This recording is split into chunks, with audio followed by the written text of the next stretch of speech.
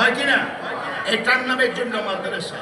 কোরআন হাদিসের জ্ঞান নির্ভুল, কোনো ভুল নাই। জালিকাল কিতাব লা রাইবা ফীহি। অন্যান্য বই লেখকগুলো শেষ দিলে হেলে কোনো ভুল ভ্রান্তিতে এলে আমাদের ধরিয়ে দিবেন। দ্বিতীয় সংস্করণে মুদ্রণে আমরা সংশোধন হব। আল্লাহর কিতাব এমন কিতাব কোরআন, এই দিন পাতি পড়লে হতে আর কিতাবে কোনো ভুল না। কে ভুল করে থেকে পর্যন্ত পারবে না। যারা কোরআনের ভুল ধরতে এসেছে তাদের চোখ খুলে দিয়েছে, তারা কালমা পড়ে মুসলমান হয়ে গেছে। ডক্টর মরিস বুহারি পৃথিবীর সেরা জীববিজ্ঞানী, কোরআনের ভুল ধরার জন্য আরবি শিখলেন, কোরআন তেলাওয়াত করতে শুরু করলেন। দেখা যায় কোরআনের পড়তে পড়তে জীববিজ্ঞানীর দর্শন, জীববিজ্ঞানীর পলিসি, তিনি কালমা পড়ে মুসলমান হয়েছে।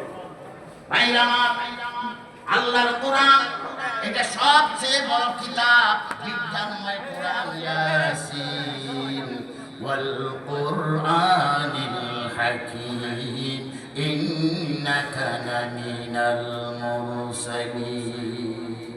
কোরআনের মধ্যে এমন জাদুর প্রভাব আছে, যারা একবার মন দিয়ে কোরআন শুনেছে তারা কোরআনের প্রতিপক্ষ হতে পারবে না, তারা কোরআনের সৈনিক হয়ে যাবে। ওমর ফারুক বলেন, হানায়ে কাবার পাদদেশে মুহাম্মদ তাহাজ্জুদের নামাজ আদায় করতেছিলেন। আমি অসৎ উদ্দেশ্য নিয়ে তার পিছনে দাঁড়াইয়া রইলাম, কোরআন শুনতেছিলাম।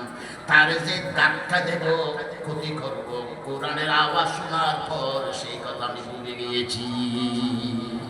আমি আর নীরব নিস্তব্ধ বিস্ময় বিমূঢ় হয়ে এইভাবে আর কোরআন শুনি নাই। আজকে আমি কোরআন শুনেছি। তখন কোরআন শোনার পর আমি মনে করলাম, কুরাইশের রাজা বলতেছে মুহাম্মদ একজন বড় কবি, এটা কোরআন নয়, আল্লাহর কিতাব নয়, এটা কবিতার কিতাব। বলেন নাউজুবিল্লাহ। নিশ্চয় মুহাম্মদ অবশ্যই কবি, নইলে এত সুন্দর কিতাব কোত্থেকে পাঠ করে, এটা বড় কবির কিতাব।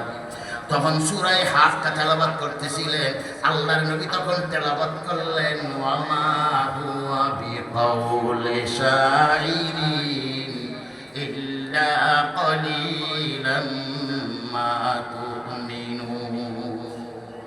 ঠিক আছে বল, হ্যাঁ হ্যাঁ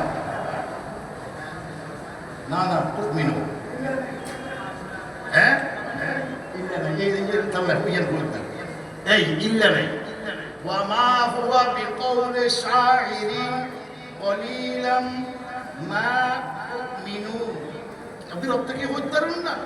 এই তোমারা যে ইন্টারেস্ট কবিতার কিতাব আসলে এটা কবিতার কিতাব নয়। তোমরা খুব কম মানুষে এটা বিশ্বাস করো। আচ্ছা, ইনশাআল্লাহ আমাদের সম্মানিত বাইতুল শরীফের রাহবর পীর শাহ হুজুর কেবলা আসতেছেন। সবাই বলেন নারায়ে তাকবীর, নারায়ে তাকবীর। বাইতুল শরীফ, বাইতুল শরীফ আলহাজ হযরত পীর সাহেব কেবলা বাইতুল শরীফ জিন্দাবাদ, জিন্দাবাদ, নারায়ে তাকবীর।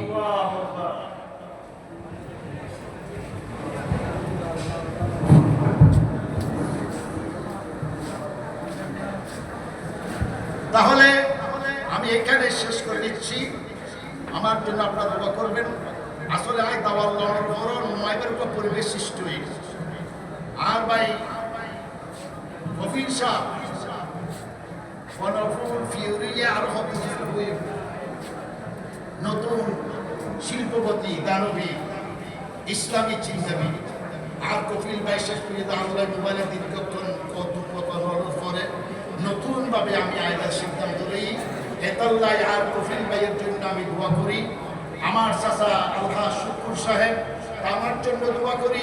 বিশেষ করে এই মাদ্রাসার প্রতিষ্ঠাতা আলহাজ সুলাইমান রাহমাতুল্লাহি তাআলা আলাইহি কবরকে আল্লাহ জান্নাতের বাগান বানায় দিন। জোরে বলেন সুবহানাল্লাহ। আসসালামু আলাইকুম ওয়া রাহমাতুল্লাহ।